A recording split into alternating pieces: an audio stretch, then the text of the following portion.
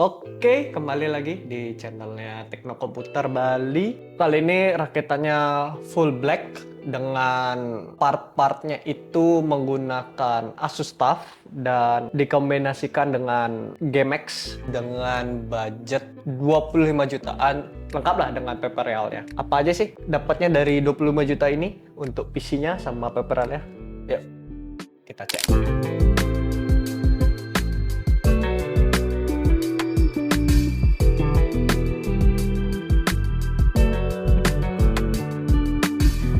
Ya, yang kita bahas pertama seperti biasa CPU-nya dulu. Nah, CPU-nya ini kita pakai yang kubu merah dari AMD dan yang paling mainstream di kelasnya yaitu Ryzen 5 7500F yang varian tray. Jadi yang varian tray itu dia nggak dapat boxnya, nggak dapat coolernya karena di sini kita juga udah pakai water cooling. Jadi worth it untuk di kelas dan harganya. Oke, selanjutnya kita bahas untuk RAM-nya. Kita tahu lah RAM ya lagi mahal banget untuk sekarang, jadi kita bisa merekomendasikannya untuk Kingston yang Fury Beast yang non RGB 2 keping 2x8 16 GB totalnya yang DDR5 karena usernya juga bukan untuk kebutuhannya streaming, hanya gaming aja, jadi udah cukup untuk saat ini yang 2x8. Untuk harganya di 2,5 jutaan dibandingkan kayak mereknya dari Corsair, G-Skill, Team Elite, Team Delta. Ya kita bisa bilang untuk saat ini varian budgetnya untuk RAM.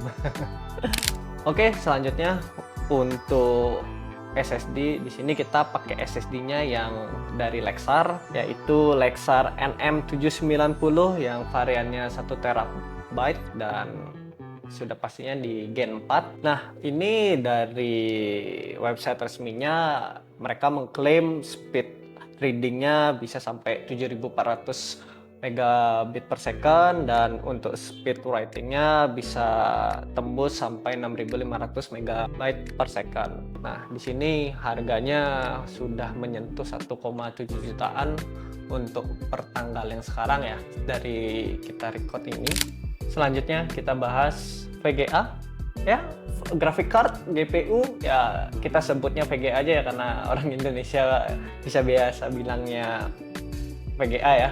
Nah, di sini VGA-nya kita pakai yang seri RTX 5060. Nah, ini yang tadi kita bilang dari Asus TUF dengan seri triple fan. VRAM-nya di sini 5060 di 8 GB, GDDR7.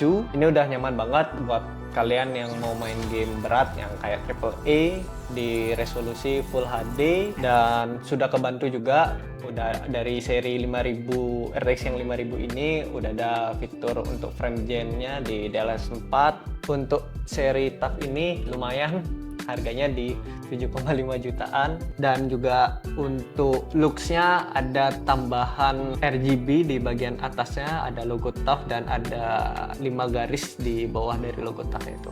Dan bisa di setting juga di softwarenya Asus yaitu Armor Kit dan bisa nge-sync juga dengan komponen-komponen RGB lain.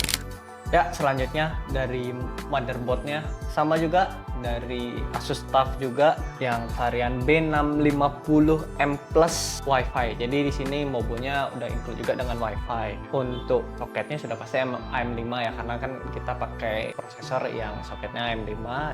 Slot RAM-nya DDR5 ada 4 keping dan udah support untuk di Expo juga, dan terus juga untuk slot penyimpanannya di sini ada 2 untuk slot storage-nya yang M.2-nya. PCIe Gen 5 yang di atas ini dia ada heatsinknya sendiri yang bentuknya kotak-kotak itu, dan yang kedua di bawah dari slot PCIe 16 untuk VGA-nya itu yang PCIe Gen 4, tapi di sini kita pakai satu SSD M.2 aja di PCIe Gen 5-nya. Jadi bisa dapat speed yang terkencangnya. Nah, terus untuk I/O port-nya di belakang ini lengkap banget.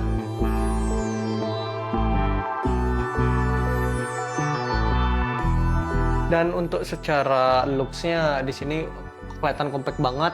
Untuk bagian atas sama samping yang ada I/O port-nya, heatsinknya tebal banget.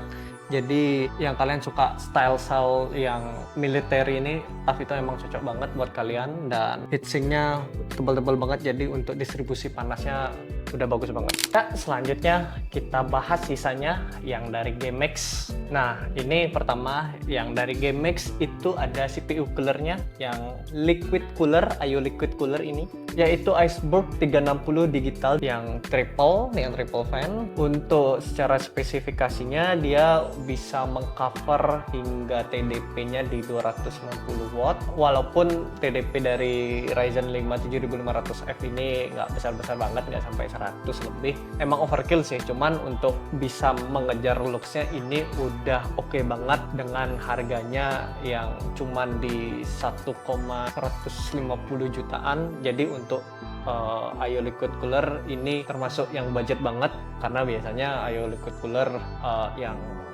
high banget itu bisa nyentuh di 1,5 sampai 2 juta ke atas. Untuk fan dari radiator liquid coolernya, jadi dia bisa sama untuk di fan samping, belakang, bawahnya. Jadi oke banget looksnya, ini enak kita lihatnya. Nah, jadi di sini displaynya kita nggak bisa pakai gambar-gambar, video-video itu. Jadi di sini template dia untuk nampilin si suhu CPU-nya sama CPU usage sama RPM dari fan-nya.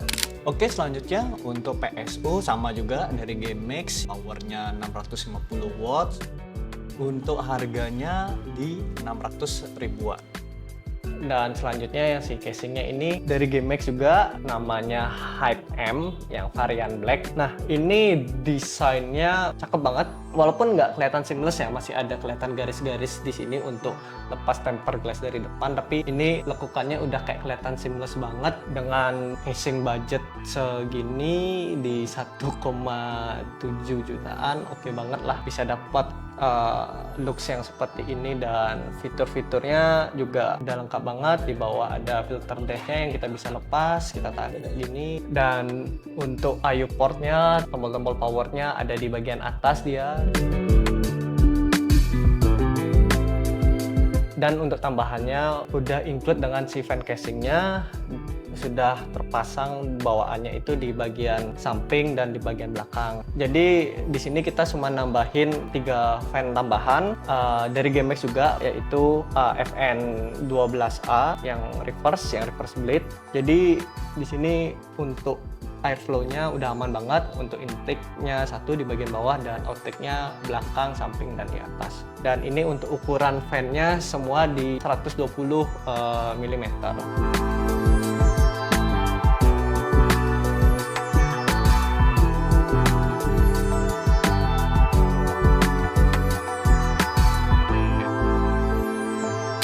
Oke, sekian untuk rakitan mid-range di 25 jutaan. Kita ada benchmarknya untuk 2 game di Delta Force sama Horde Legacy yang habis gratis kemarin kan. Bisa dapat berapa FPS sih? Kalau kalian mau rakitan seperti ini, kalian bisa DM kami atau klik link di bio. Sampai jumpa di video selanjutnya. And bye-bye.